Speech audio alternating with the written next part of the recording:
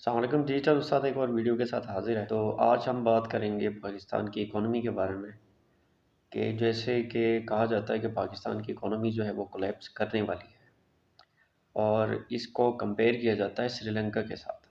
पाकिस्तान जो है वो वर्ल्ड का 23rd largest power parity purchaser है। मतलब पाकिस्तान मुख्तलिफ कमोडिटीज़ बाई करता है अपने सर्वाइवल के लिए। इसे परचेजिंग पावर पैरिटी कहते हैं। तो 2.5 साल पहले जब मैंने ये चीज़ें प्रिडिक्ट की तो जिन लोगों को मैं बता रहा होता था वो मुझ पे हँस रहे थे और आज वो मेरे पास आते हैं, मुझे अप्रोच करते हैं और कहते हैं कि यार हमें मशवरा दो कि हम क्या करें। जो अपॉर्चुनिटीज़ उनको मैंने उस वक्त दिखाई हुई थी वो उनके हाथ से निकल गई। उनको मेरा यही मशवरा है कि आप गोल्ड बाई करें, क्योंकि वॉर हो, इकोनॉमिक डिज़ास्टर्स हों, इकोनॉमीज कोलैप्स कर रही हों, वटेवर जो भी हो, कोई भी सिनेरियो हो, कभी भी डी वैल्यू नहीं होता।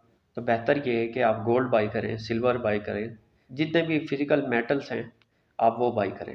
अकॉर्डिंग टू इकोनॉमिस्ट ये ऐसा कोलैप्स नहीं है जो कोई एडवांस इकोनॉमी फेस कर रही है, बल्कि ये एक ऐसा कोलैप्स है जो वर्ल्ड का 5th largest populace economy face कर रहा है। एक ऐसा कोलैप्स जो स्टारवेशन का बाइस बनेगा। बेशक पाकिस्तान एक रूट है for supplemental labour to China, और पाकिस्तान जो है वो लार्जेस्ट वर्क फोर्स कंट्री है। पाकिस्तान का 10% जीडीपी जो है वो बैरून ममालिक काम करने वाले भेजते हैं। ज़्यादातर सऊदीया और कॉर्पोरेट गल्फ स्टेट्स और कुछ यूएसए, ऑस्ट्रेलिया और यूके से। बहुत सारे इकोनॉमिस्ट जो हैं वो श्रीलंका का जो कोलैप्स हुआ है उसको कंपेयर करते हैं पाकिस्तान के कोलैप्स के साथ। यानी जो श्रीलंका के साथ हुआ है वो पाकिस्तान के साथ भी होगा। वैसे देखा जाए तो सिमिलैरिटीज़ हैं लेकिन थोड़ा सा मुख्तलिफ है, कुछ चीज़ें मुख्तलिफ हैं। पाकिस्तान वर्ल्ड का 6th largest nuclear power country है। लेकिन मैं आपको एक बात बताऊं, जब घर में आटा ना हो और आपके पास टैंक हो तो उसे भूख नहीं मिटती। लो इकोनॉमीज़ का कोलैप्स जो है उसे एज्यूम करना आसान होता है, क्योंकि ऐसी इकोनॉमीज़ जो खुद को ग्लोबल इकोनॉमीज़ के साथ इस्टेब्लिश नहीं करती उनके लिए बहुत मुश्किलात होती हैं किसी भी रिप्यूटेबल इंस्टीट्यूट से कर्ज लेने में। जैसे एडवांस इकोनॉमीज़ लाइक जापान, जो कर्ज अपनी करेंसी में लेता। अपनी करेंसी में कर्ज लेने का फ़ायदा ये होता है कि अपना जो डेट बर्डन है उसे कंट्रोल करने में आसानी होती है। और जापान का गवर्नमेंट डेट जो है 260% ज़्यादा है नेशनल जीडीपी से। एक तो ये लोकल करेंसी में कर्ज लेता है, दूसरा ये अपने वेल्थी इंडिविजुअल से भी कर्ज लेता है, क्योंकि जापान के ज़्यादातर इंडिविजुअल्स जो हैं वो बहुत वेल्थी हैं। एक तो इसके करेंसी रिजर्व जो हैं वो ट्रिलियंस ऑफ डॉलर्स में है, वो भी यूएस डॉलर्स में। इसी वजह से इनकी करेंसी जो है बहुत पावरफुल है। और इधर पाकिस्तान है जो स्ट्रगल कर रहा है, अपनी करेंसी की वजह से कर्ज नहीं ले सकता। बहुत सारे फाइनेंशियल इंस्टीट्यूट्स इसे कर्ज नहीं दे सकते, दे ही नहीं सकते। फॉरेन एक्सचेंज रिस्क की वजह से पाकिस्तान को कर्ज नहीं दे सकते। मतलब ये है कि पाकिस्तानी रुपी जो है वो आउटसाइड पाकिस्तान बहुत रेयर है, यानी कि पाकिस्तान की जो करेंसी है वो फॉरेन एक्सचेंज मार्केट में फ़्लो नहीं करती। इसी वजह से बहुत सारे फाइनेंशियल इंस्टीट्यूट जो हैं पाकिस्तान को कर्ज नहीं दे सकते, और अगर कर्ज ले भी तो ये दूसरी करेंसीज में कर्ज लेता है। इसकी अपनी करेंसी इतनी पावरफुल नहीं है। तो वजह यह है कि इन लोन्स पे इसे हाई इंटरेस्ट पे करना पड़ता है, और दूसरा पाकिस्तान कर्ज मिलने के बाद वापस नहीं कर पाता। जैसे कि जुलाई 2022 में चाइना ने पाकिस्तान को $2 बिलियन दिए और वो अभी तक एडजस्ट नहीं हुए। जब भी कोई कंट्री लोन लेता है तो उसकी करेंसी जो है वो डीवैल्यू हो जाती है due to high interest demand. इनके एक्सपोर्ट डिमांड्स भी ज़ीरो हो जाते हैं। Good economic management, political stability और जनरली लेवल लेवल चीज़ें जैसे इंस्टीट्यूशनल करप्शन एडवांस नेशंस की हेल्प करती हैं to avoid a lot of economic crisis experience by developing countries. Advance economies जो है वो भी बाज़ होकर डम डिसीजंस करती हैं। जैसे यूके है जो पिछले 6 महीनों में यूरोप का सबसे पुअर कंट्री कहलाया, लेकिन उसे कोई फ़र्क नहीं क्योंकि वो एडवांस कंट्री है, सो उसने सोल्यूशन निकाल लिया। आपने भी देखा होगा न्यूज़ में कि यूके में पाकिस्तानियों के लिए खुशखबरी, जॉब अपॉर्चुनिटीज़ आई हुई हैं। ये जो जॉब अपॉर्चुनिटीज़ हैं उनके पास लेबर की कमी थी, तो उन्होंने लेबर की कमी पूरी कर दी। एडवांस इकोनॉमीज़ जो हैं वो जब भी कोई क्राइसिस आता है, जब भी उनकी इकोनॉमी में डाउनफॉल आता है तो वो दस्ती तौर पे सॉल्यूशन निकाल लेते हैं। फॉर इंस्टेंट अगर इकोनॉमी कोलैप्स भी कर जाए तो उसके इंडिविजुअल्स इतने कॉम्पिटेंट होते हैं कि वो स्टारवेशन तो बहुत दूर की बात है, वो किसी न किसी तरीके से कोई सोर्स निकाल लेते हैं और सरवाइव कर जाते हैं। एडवांस इकोनॉमीज़ के पास हाई वैल्यू एडिड एक्सपोर्ट्स होते हैं, to offer to the global economy.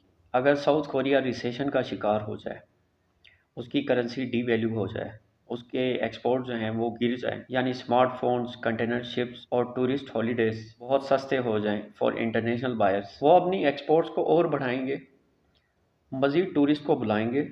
इसी तरह वो अपनी करेंसी और अपनी इकोनॉमी को दोबारा स्टेबल करेंगे। ये एडवांस इकोनॉमीज़ की स्ट्रेटजी होती है। लेकिन इधर पाकिस्तान की करेंसी जो है वो डीवैल्यू हो रही है, और ऊपर से गैस शॉर्टेज की वजह से 20% टेक्सटाइल एक्सपोर्ट्स में कमी आई हुई है। पाकिस्तान की रेपुटेशन बहुत ख़राब होगी जब इसने न्यूक्लियर टेस्ट किया। उसके बाद इस पे सैंक्शंस लगाए गए, जो रशिया पे लगाए गए। ये सैंक्शंस बढ़ाए गए जब सितंबर 11 का वाक़या हुआ, इस एलिगेशंस के साथ कि पाकिस्तान ने फ्यूल और वेपनरी सप्लाई की है उन अटैकर्स को जो 9/11 में मुलविस थे।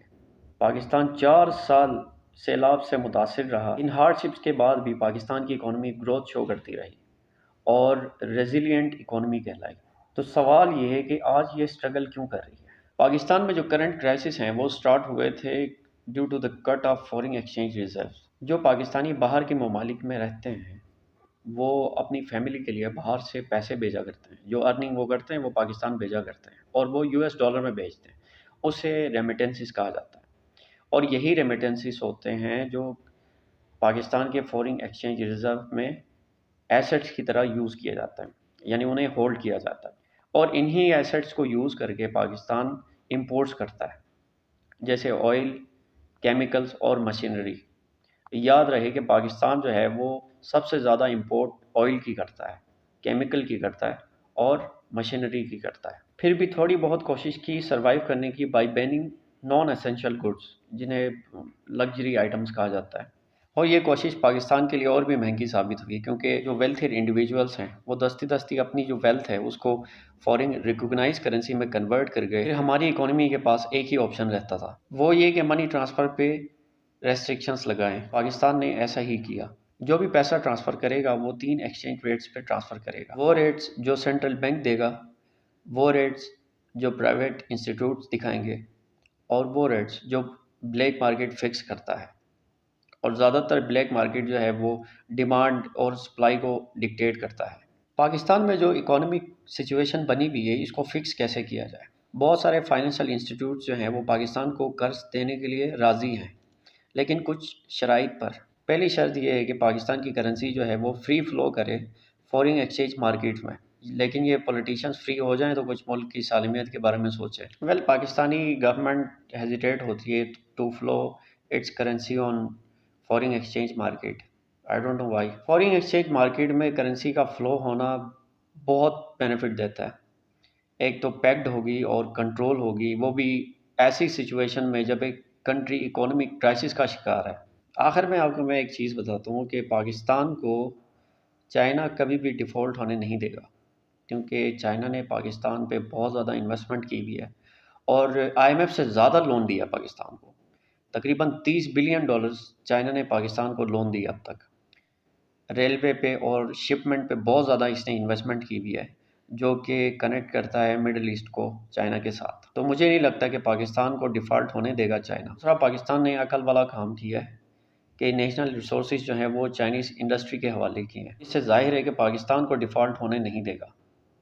हाँ, पाकिस्तान खुद ही चाहे डिफ़ॉल्ट होना तो वो अलग बात है, लेकिन चाइना का भी डिफ़ॉल्ट होने नहीं देगा, क्योंकि चाइना ने बहुत ज़्यादा इन्वेस्टमेंट की हुई है पाकिस्तान इकोनॉमी के ऊपर। तो मेरी दुआ यही है कि पाकिस्तान डिफ़ॉल्ट ना कर जाए। आप भी दुआ करें। अपना ख्याल रखें। अल्लाह हाफ़िज़।